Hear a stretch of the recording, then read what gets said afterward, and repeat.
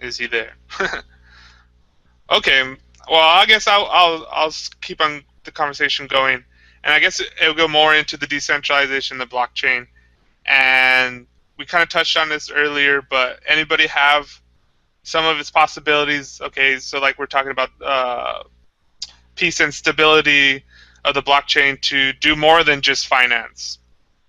Like I read this recent article about for it to be with the government, policing, all sorts of different applications that we could do with it. And what is kind of some of your favorite scenarios of it being implemented in other ways than just economically? So the blockchain is a blank piece of paper that is agreed upon and can be processed, decentralized by everyone in the network. And you can put anything you want on that blank piece of paper.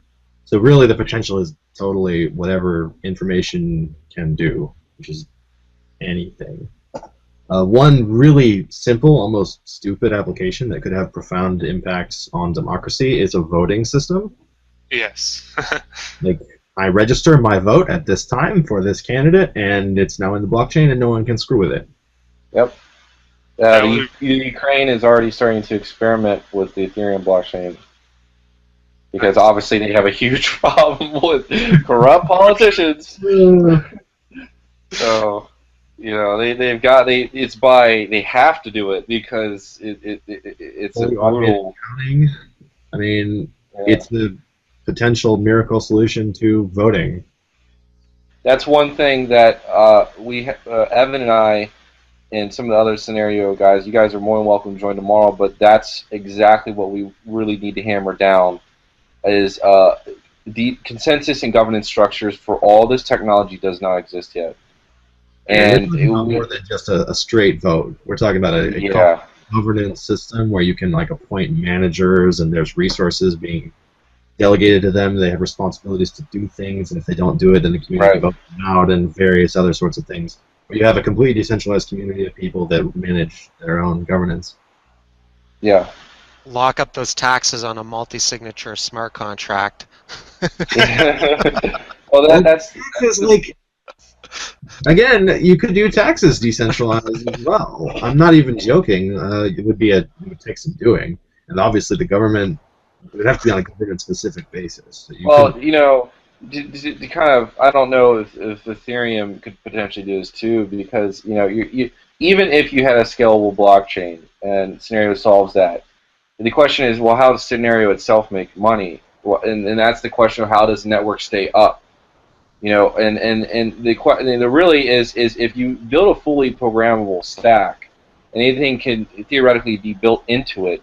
Then if we're going to keep this, then who's keeping up the network? Okay, different people. But, you know, I'm going to turn off my computer at 6 o'clock. Okay, well, there goes down. You know, it just gets really complicated. It's taxes and laws. And that's one where Evan and I were talking about if we could actually form a coalition of all these major blockchain initiative projects and get in front of Congress in the next 3 years, man, we could see some massive changes for the United States, potentially. Well, I tend to disagree with that because Congress is bought and paid for, so is the Senate in the U.S. They're all run by corporations. They're bought and paid for by corporations. I understand that, but, you know, the Visa's 40,000 transactions at peak hour is still threatened by Bitcoin, even though Bitcoin's not scaling to that power.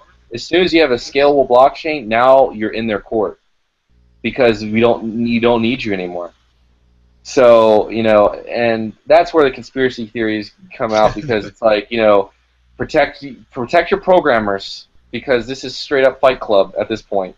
Corporate espionage is coming, man. I think that we definitely need to take a more active role in educating, especially policymakers, about decentralization. Because if we don't do that, then they're just going to knee-jerk and be like, "Well, people are dodging taxes and doing scammy shit." Like, well, the potential for good here, and the potential to have a system that serves everybody equally, a system that is not corruptible, is way greater than these teeny little stupid shoddy scammers running around doing and let's be clear again about the energy crisis. I just read an article this week that $20 trillion worth of GDP is potentially at risk because of climate change. So it doesn't matter if who solves this issue; it has to be solved because even businesses in the traditional sense are all going to be threatened by things like climate change and more computers running all this. So we have to get on the ball, and it starts with education. I agree with you, Tech Lords, that it's not going to be like some magical 3-year campaign. It's like, oh, all these laws get passed. We're finally out of the gray area. Bitcoin's accepted. Like, it's probably not that realistic, but you got to try. How this can go, right? Yeah. Suppose, for the sake of argument, that we get on the phone with like Congress people and the FCC and FTC and SEC, and they're like, okay, guys, we have this amazing technology. We don't want you to get on our case about this because, although if we don't be proactive about it, they might. I think it's unlikely. Tell us what will make you happy from a protecting people standpoint. I think the New York bit license was a perfect example of what could happen because there's all this conversation with Benjamin Lowsky and all this cooperation, and people thought that things were moving forward in a very progressive way, and then he passed some of the most draconian regulations in the States.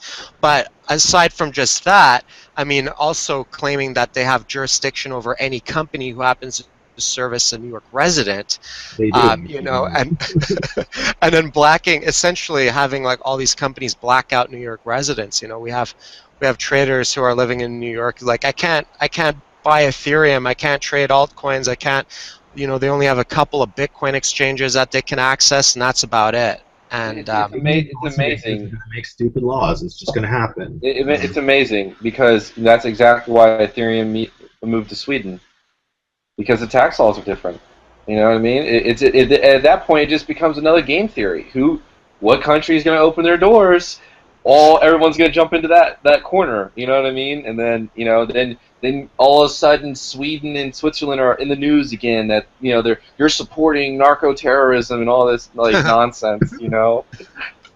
So yeah, it's always been this. Since the since the cypherpunks in the 90s or whatnot, it's always been this struggle with technology because, obviously technology is a double-edged sword. It's neutral. It's whatever you want to turn it into. You can turn it into like a NSA surveillance state, or you can turn it into, decentralized peer-to-peer encrypted privacy, all that kind of stuff.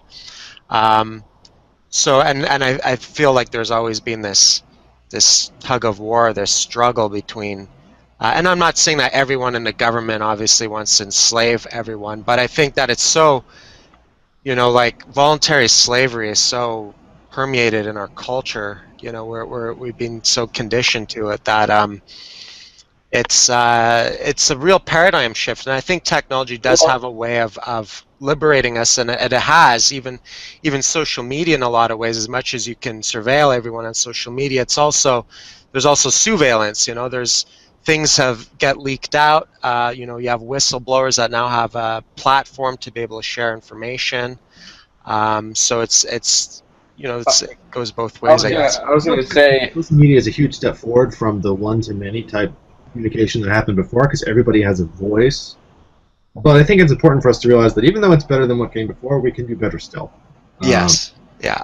We were making a joke that the blockchain is a potentially terrible name because it's just like the word chain is there. It's just like if I get the wrong meme in your head, like, oh, we're in chains. Like, I don't know, dude. It's just no, it's a sequence of things linked together. No, it actually breaks the chains. It breaks you out of.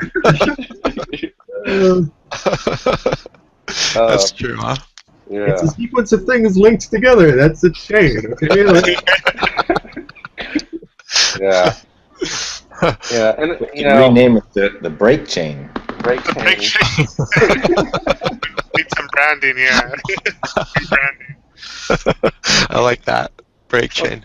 But one thing is certain, with the release of WikiLeaks and the Panama Papers is just explosive. I mean, once it's actually out, people are not going to stand for this shit anymore. It's not out yet. I mean, once you have all of Nigeria completely online, you know what I mean. When everyone literally has a cell phone and it's all solar panels, and it's just like consensus is going to change everything because Venezuela right now, for example. I mean, people. It's so crazy because you can accept Bitcoin, right? But who's going to give you cash in that economy? It's just it does like not all the issues are solved yet, but the technology. People are just not going to stand for the status quo or this slave mentality you're talking about. Yeah. So huge about the Panama Papers is it is a clear indictment of Yeah. the existing centralized system clearly isn't working as well as people think it is. But the problem is when something goes wrong, you never see it. Yeah. So That's right. like, I don't want to see what's wrong with it. Like people are evading taxes overseas. It's like, well, that money we never saw it. It's like the old school IT security chestnut of a secret encryption system, a security system that's a secret is not more secure than an open source system. Because if you have a problem, you will never know about it. Somebody's going to compromise them, and then they will never tell you. You will have a permanently compromised system. Whereas open source, everybody in the world is going to be checking you. And if somebody finds something, sure, some of them are evil and won't tell you, but some cryptanalysis professional in a university somewhere is going to tell you that we have a problem. And it's so crazy because when you say crypto analysis professionals, I mean, there was talks about Greg brought it up, our CTO. He was saying, it's a very good possibility we might be hiring people from the NSA to assess our security. Because and that's so amazing, right? Because now you have people that, I mean, of course, there's people that understand cryptography, but these are people from the old system. They don't want to be there anymore. They either retired or they got out. It's just like, Edward Snowden. I'm out of here. This is ridiculous. I mean, it's just like, I am done. I'm going to go find my tribe. This is not my tribe. This is not what I stand for. And more people that generate that and have the courage is the real thing. But, there are going to be more and more people out there like that. Yeah, and with that new movie from Oliver Stone that's coming out in September, Snowden, have you seen the trailer? Oh yeah. Yeah, I saw it. I can watch it, but I haven't seen the trailer. I'm hoping it's going to sink in for people because I saw this funny interview from John Oliver, interviewing people on the streets in the States, and many people didn't even know who Snowden was, Right. And I think once they turn him into a legend by having them follow his footsteps through virtual reality in a movie, and walk in his shoes, then, every generation has their heroes, but the people in those generations rarely ever respect those heroes. So I would like to, for once, see one of these heroes actually getting respected. And I mean, the fact that he's still, an asylum, really, in Russia, of all places, and the fact that it's okay and for the government to take the stance they are against him. You know what their bargaining chip was on the table? Come back for trial. We promise we won't torture you. Yeah. I mean, seriously. First of all, that's admitting to torture. Well, to touch Everyone knows about it. They like. to touch point on your point there about how things are done, and you're really highlighting emotion, and we're so far behind as a decentralized society, but we're catching up because of the internet, right?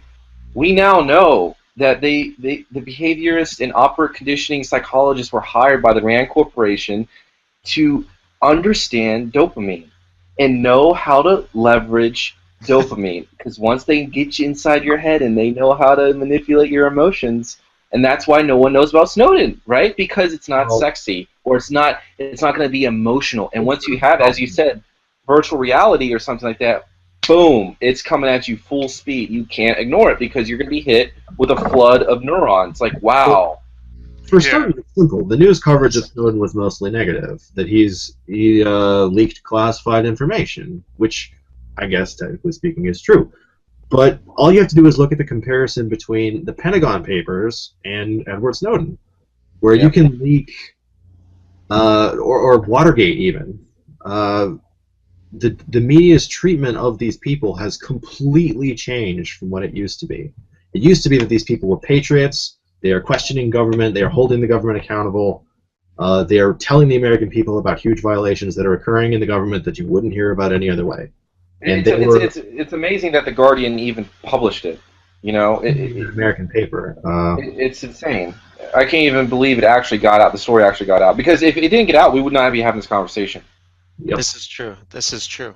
And you know what he was reporting on was illegal, right? Yeah, So for them to go off about him committing treason, well, actually, really, I mean, he reported something that was illegal, that the government was doing, or a branch of the government was engaged in illegal activity. So wouldn't that make him a patriot as opposed to treasonous, right?